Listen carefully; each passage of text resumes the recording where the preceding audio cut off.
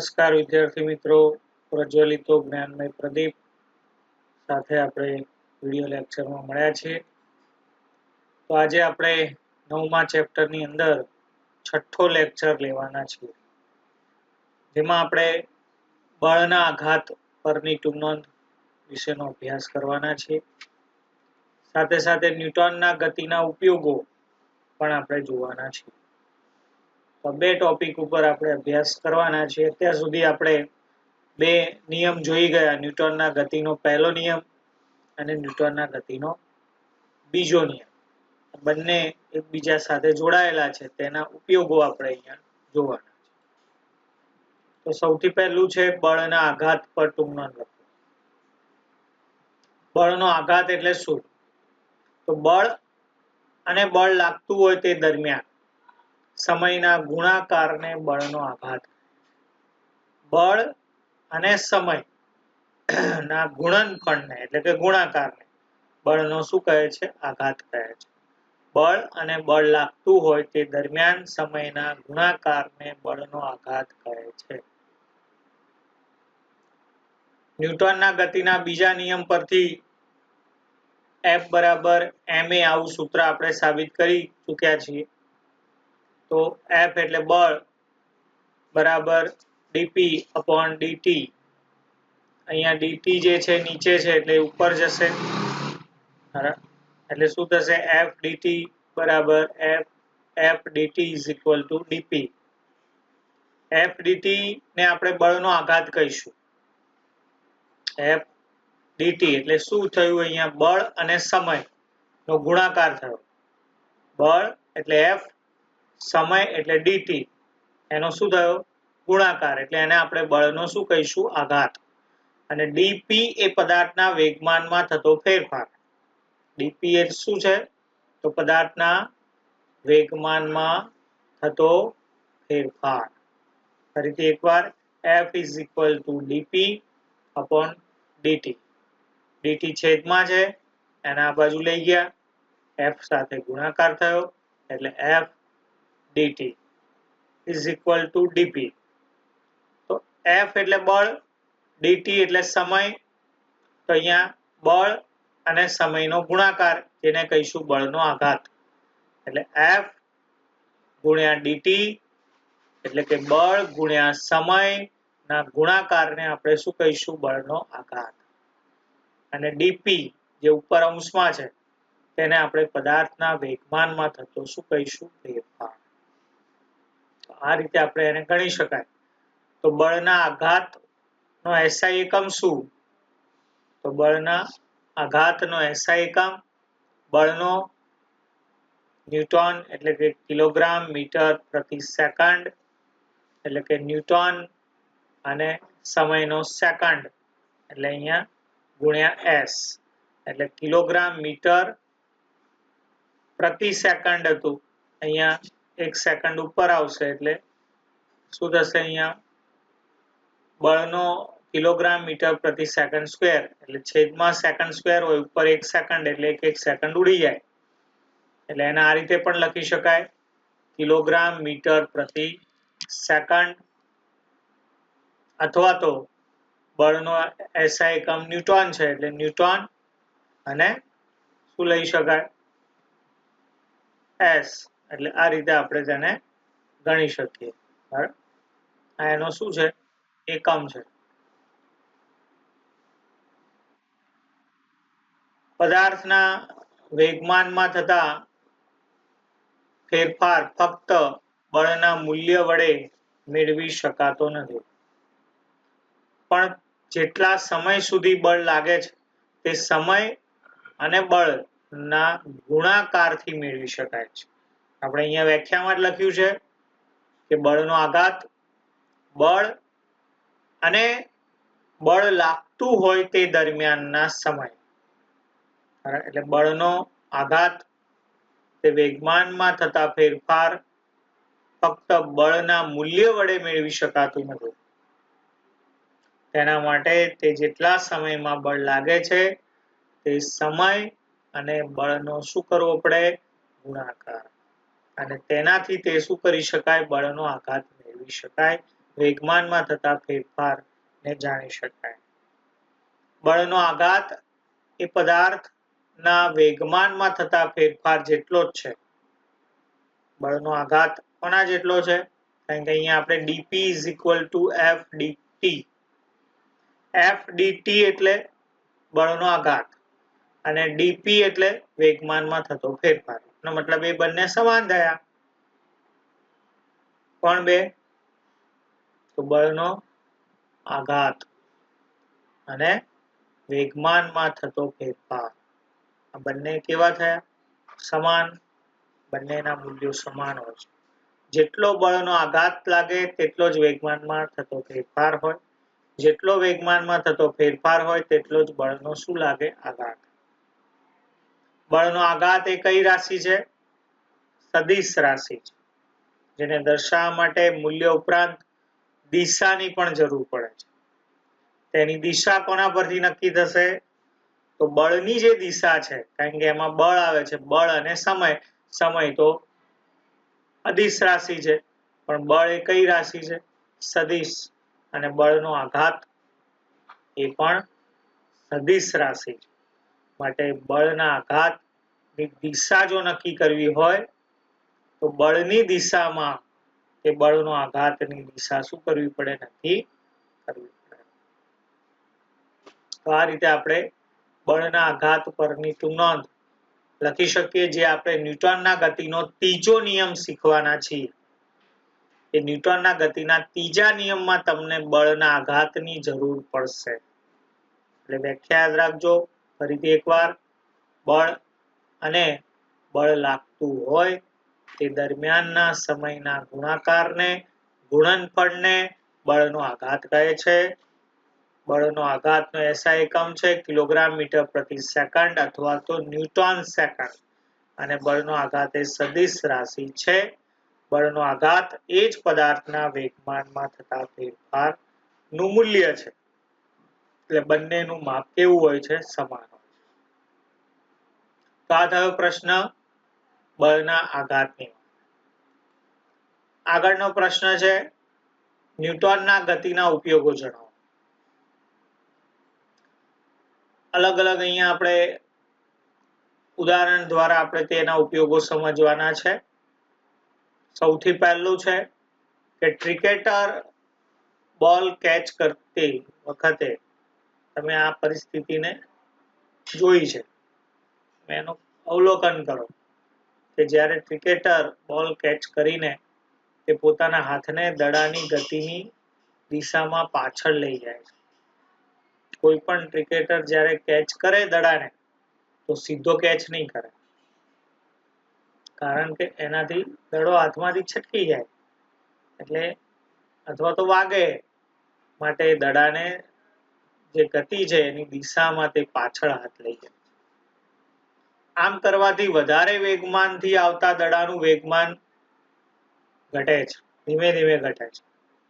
જે દડા ઉપર લાગેલો વેગમાન છે એને તમે એકદમ અચાનક જો અટકાવી દેશો તો તમને ઈજા થશે અથવા હાથમાંથી દડો છટકી જશે. માટે એ વધારે વેગમાનથી આવતા દડાનું વેગમાન ધીમે ધીમે ઘટે છે અને આ માટે જરૂરી સમય t ને વધારવા પ્રયત્ન કરે છે. આ કરવાથી વધારે વેગમાનથી આવતા દડાનું વેગમાન ધીમે ધીમે ઘટશે અને આ માટે જરૂરી સમય t ને વધારવા પ્રયત્ન કરે છે. F બરાબર ડેલ્ટા p એટલે વેગમાનમાં થતો ફેરફાર અપોન t.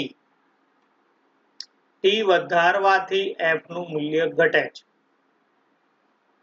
t વધે છે, અહીંયા શું થાય છે? સમય વધે છે. હાથને તમે પાછળ લઈ જાઓ છો એટલે સમય વધે છે, વેગમાન ઘટે છે. વેગમાન ઘટે છે, સમય વધે છે. તો એનાથી શું થશે? તો તમારો જે દડો છે તે હાથમાંથી છટકશે નહીં અને ઈજા થવાની પણ શક્યતા રહેશે નહીં.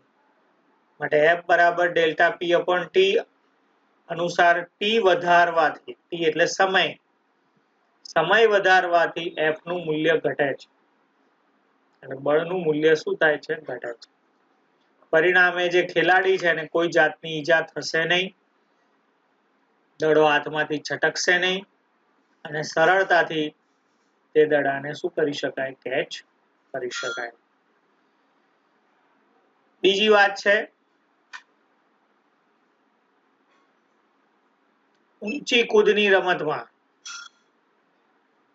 ખેલાડી કુશનની પથારી કે રેતીની પથારી પર કૂદકો લગાડે છે. આમ કરવાથી છલાંગ લગાડ્યા બાદ નીચે પડે છે ત્યારે તેને લાગતો સમય વધે છે. તેથી વેગમાનમાં થતા ફેરફારનો દર ઘટે છે અને બળ પણ ઘટે છે. તમે વિદ્યાર્થી મિત્રો આ જોયું હશે કે જ્યારે ઊંચી કૂદની રમતમાં ખેલાડી કૂદે તો નીચે રેતીની પથારી હોય. શા માટે હોય? વાગે નહીં એટલે. કેમ વાગ્યું નહીં એ આપણે વિચાર્યું? એ રેતીની પથારી રાખવા પાછળનો હેતુ શું? કે જ્યારે છલાંગ લગાડશે અને છલાંગ લગાડીને જ્યારે રેતીના પથારીમાં તે પડશે ત્યારે એના અંદર સમય વધશે. નીચે પડે એટલે તેનો સમય શું થાય? વધે. અને સમય વધે એટલે વેગમાનમાં થતા ફેરફારનો દર ઘટે. સમય વધે એટલે વેગમાનમાં થતા ફેરફારનો દર ઘટે અને બળ પણ શું થાય? ઘટે. જે આપણે અગાઉ જોઈ ગયા F = dp/dt છે વેગમાનમાં થતો ફેરફાર. આજે સમય વધે તો વેગમાનમાં થતો ફેરફારનો દર ઘટે અને બળ પણ ઘટે. એટલે પથારી પર જ્યારે ખેલાડી પડે ત્યારે સરળતાથી તે પડશે, તેને કોઈ ઈજા થશે નહીં, તેને કશું વાગશે નહીં. એટલા માટે પથારી ઉપર આપણે આ રીતે રેતીની પથારી તે રાખવામાં આવે છે. જેનો મૂળ હેતુ શું છે? તો એનો મૂળ હેતુ એ છે કે સમય વધે, સમય વધારવામાં આવે છે. અને સમય વધે એટલે વેગમાનમાં થતો ફેરફારનો દર ઘટે અને બળ પણ ઘટે. ત્રીજી એવી વાત છે કરાટેનો ખેલાડી હોય પોતાના હાથ કે પગ શક્ય તેટલી ઝડપથી ઈંટ, લાઠી કે બરફની પાટ પ્રહાર કરે અને તૂટી જાય, એને વાગે નહીં. તેની પાછળનું કારણ પણ આ જ છે. કારણ કે ખૂબ ઓછા સમય ટીમાં વેગમાનમાં મોટો ફેરફાર થાય. ખૂબ ઝડપથી તે શું કરશે? ઝડપથી તે ફટાફટ ઈંટ કે લાઠી કે બરફ પર પ્રહાર કરશે. અહીંયા આપણે શું કીધું કે સમય વધે તો વેગમાનમાં થતો ફેરફારનો દર ઘટે, બળ પણ ઘટે. હવે અહીંયા ઉલટું છે. સમય ઘટે છે તો વેગમાનમાં થતા ફેરફારનો દર વધે છે. ખૂબ ઓછો સમય છે. ઓછા સમયમાં ટીમાં વેગમાનમાં મોટો ફેરફાર થાય છે. એટલે ઝડપી તે આ પ્રક્રિયા થાય છે. F = ΔP/T અનુસાર તેના પર મોટું બળ લાગે છે. સમય ઘટે છે માટે બળ વધુ લાગે છે અને મોટું બળ લાગતા તે જે ઈંટ હોય, બરફની પાટ હોય તે શું થાય? તૂટી જાય છે. તો આ રીતે આપણે અલગ અલગ ઉદાહરણો દ્વારા તે ગતિના જે નિયમો હતા તેને ઉપયોગમાં ક્યાં ક્યાં લેવાય છે તેનો આપણે વિચાર કર્યો. એક ક્રિકેટના બોલને કેચ કરતી વખતે એને પાછળ જઈએ છીએ, હાથને પાછળ લઈ જઈએ છીએ. એનું કારણ કે સમય વધે છે અને સમય વધે છે એટલે વેગમાનમાં થતો ફેરફારનો દર ધીમે ધીમે ઘટે છે. F નું મૂલ્ય પણ ઘટે છે. તમારે આ 3 જ લાઈન યાદ રાખવાની છે કે સમય વધે તો વેગમાનમાં થતા ફેરફારનો દર વધે તો બળ પણ સમય વધે તો વેગમાનમાં થતા ફેરફારનો દર ઘટે અને બળ પણ ઘટે. ઊંચી કૂદની રમતમાં આપણે રેતીની પથારી રાખીએ છીએ એમાં પણ એ જ છે, સમય વધે છે, વેગમાનમાં થતા ફેરફારનો દર ઘટે છે, બળ પણ ઘટે છે. કરાટેના અંદર હાથ કે પગ વડે ઝડપી તે ઈંટને લાઠીને બરફની પાટને તોડી નાખે છે. તો અહીંયા સમય ઘટે છે, ઓછા સમયમાં ઝડપી કામ થાય છે. એટલે સમય ઘટે છે, વેગમાનમાં થતો ફેરફારનો દર વધે છે, બળ પણ વધે છે. એટલે ઓછો સમય આપતા બળ વધુ થાય છે, એટલે મોટું બળ લાગે છે અને ઝડપથી તે તૂટી જાય છે. ઓકે, તો આખી વાતની અંદર 3 જ વાક્યો યાદ રાખવાના છે. બળ વધે, સમય વધે તો વેગમાનમાં થતો ફેરફારનો દર ઘટે, બળ પણ ઘટે. સમય વધે તો વેગમાનમાં થતા ફેરફારનો દર વધે અને બળ પણ વધે છે. એક બીજી વાત છે જેમાં આપણે 2 નિયમો શીખી ગયા, ન્યૂટનના ગતિનો પહેલો નિયમ અને ન્યૂટનના ગતિનો બીજો નિયમ. તો બીજા નિયમ પરથી F બરાબર ma આવું સૂત્ર આપણે સાબિત કર્યું. સમજો કે F બરાબર 0 છે. F બરાબર 0 છે. એ ન્યૂટનના ગતિના બીજા નિયમ બરાબર F બરાબર ma. ધારી લો કે બાહ્ય બળ F બરાબર 0 છે. એટલે બળ લાગ્યું નહીં, બળ 0 છે. તો શું થાય? F ની જગ્યાએ 0 આવે તો અહીંયા 0 બરાબર ma. હવે m એટલે કોણ? તો દળ અને a એટલે કોણ? પ્રવેગ. હવે અહીંયા 0 આવ્યું, F બરાબર 0 છે, એનો મતલબ કે કાં તો m 0 હોય કાં તો a 0 હોય, બેમાંથી એક 0 હોય. બરાબર, સમજી લેજો બરોબર. F બરાબર ma આપણું સૂત્ર છે. બાહ્ય બળ સમજો કે 0 છે, 0 છે, તો F બરાબર 0 આવશે. તો 0 બરાબર ma. હવે અહીંયા 0 ક્યારે આવે? તેની સામેમાં 2 જણા છે, m અને a, અને બંનેનો ગુણાકાર છે. તો કાં તો m 0 હોય કાં તો a 0 હોય. હવે m એટલે કોણ? દળ, પદાર્થનું દળ. પદાર્થનું દળ ક્યારે 0 હોય જ નહીં. કોઈ પણ પદાર્થ લઈ લો, તેનું દળ ક્યારે 0 હોય નહીં. નાનામાં નાની ટાંકણીનું પણ દળ છે, એક વાળ હોય તો વાળનું પણ દળ છે. બરાબર, એટલે દળ ક્યારે પણ 0 હોય નહીં. તો એનો મતલબ શું થયો? a 0 થયો. હવે a 0 થયો એટલે શું થયો? પ્રવેગ ઉત્પન્ન થતો નથી.